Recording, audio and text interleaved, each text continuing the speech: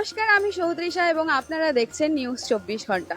বাঙালির কিন্তু 12 মাসে 13 পার্বণ, কিন্তু তার মধ্যে একটা পার্বণ কিন্তু সর্বশ্রেষ্ঠ, সেটা হচ্ছে দুর্গাপূজা। আমরা 365 দিনই অপেক্ষা করি যে কবে দুর্গাপূজা আসবে, আর হাতে গুনে কয়েকটা মাত্রই দিন আছে, কিন্তু আমরা ভাবছি যে এই কটা দিনও আর ওয়েট করতে পারছি না। কিন্তু তার জন্য আমি একটা সমাধান নিয়ে এসেছি। পুজোর প্রস্তুতি তো আমরা দেখতেই পারি, কোথায় কি পুজো হচ্ছে, কি কি থিম, কত বাজেট, সেসব আমি সবই আপনাদেরকে জানাবো। কিন্তু তার জন্য আপনাদের চোখ রাখতে হবে নিউজ 24 ঘন্টার পর্দায়। তাহলে চলুন আর দেরি না করে চলে যাই, জেনে নিই কোথায় কি পুজো হচ্ছে।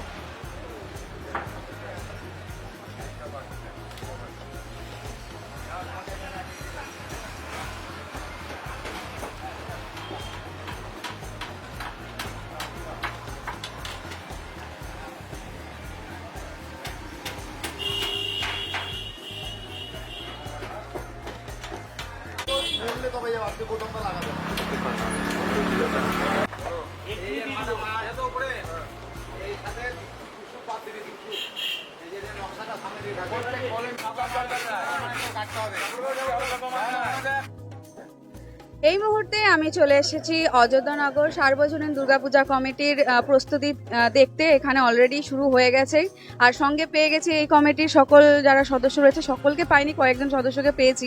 তো আমি এই দাদার কাছে জেনে নেবো তার নাম এবং ডেজিগনেশন, এবং পুজোর কি কি প্রস্তুতি চলছে, কি পরিকল্পনা, সেগুলো একটু জেনে নেবো। আপনার নাম এবং আপনার যেটা। আমার নাম মৃন্ময় অধিকারী, আমি কমিটির একজন সদস্য।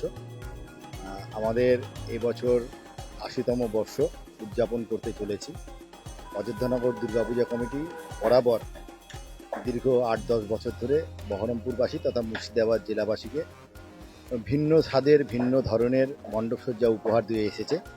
এবছর তার অন্যথা আমরা করিনি। আমরা আমাদের মধ্যে এবছর নতুন করে পেয়েছি আমাদের যে আর্কিটেকচার, যিনি দীপক কর্মকার মহাশয়, উনি ওনার চিন্তাভাবনা অনুসারে আমাদের মণ্ডপসজ্জার কাজ করছে।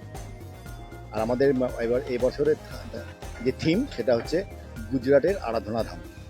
এবছরের বাজেট কিরকম আছে আর কি কি পরিকল্পনা করা হয়েছে, মানে কিভাবে পুজোটাকে আপনারা ভাবছেন? এবছরের বাজেট আনুমানিক 20 লক্ষ টাকার কাছাকাছি, এবং পুজো আমাদের উদ্বোধন চতুর্থীর মহাসন্ধ্যায় আমাদের উদ্বোধন হবে। উদ্বোধনের পর থেকে আমাদের যেভাবে এন্ট্রি এবং এক্সিট গেটের পরিকল্পনা করা হয়েছে, তাতে দর্শক সমাগম যতই হোক না কেন, আশা করা যায় দর্শক সমাগম, এই যে এত বড় আয়োজন পুরোটাই কিন্তু দর্শক সমাগমের উদ্দেশ্যে, দর্শক সমাগমের কথা মাথায় রেখে, সুতরাং তারা কোনো রকম অসুবিধার সম্মুখীন হবে না, এটা আমরা আশাবাদী। এবং বিগত কয়েক বছর ধরে দর্শনার্থীরা যেভাবে আমাদের সঙ্গে সহযোগিতা করেছে, আশা করি এবছরও একইভাবে আমাদের সঙ্গে সহযোগিতার হাত বাড়াবে।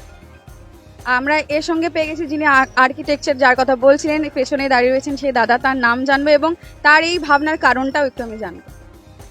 আমার নাম দীপক কর্মকার, এই প্যান্ডেলের আর্কিটেক্ট। এটা কমিটির সঙ্গে যখন আমি কথা বলি, বললো ওরা একটা মন্দির যেহেতু করা হবে, কী করা যেতে পারে, তখন এই গুজরাটের যে আরাধনা ধাম, তারই একটা পরিকল্পনা করা হয়। এবং এটা আমরা 2.5 মাস আগে থেকে হাত দিয়েছি, এবং এটার যারা প্যারিসের এবং থার্মোকলের যে কাজগুলো করছে, সেই আর্টিজেনগুলো প্রায় 2 মাস আগে থেকে কাজ আরম্ভ করে দিয়েছে। কাজ প্রায় কমপ্লিটের দিকে, এখন খালি ইনস্টলেশনের কাজগুলো চলছে আমাদের। আর কাজ আশা করছি মহালয়ার মধ্যে আমরা ফিনিশ করার, যদি দুর্যোগ না আসে। মানে কতটা আশাবাদী, মানে মানুষ কতটা গ্রহণ করবে এই থিম, কি ভাবছেন? মানুষ আশা করছি এটাকে গ্রহণ করবে, দেখা যাক এবার মানুষের রায় কী হবে।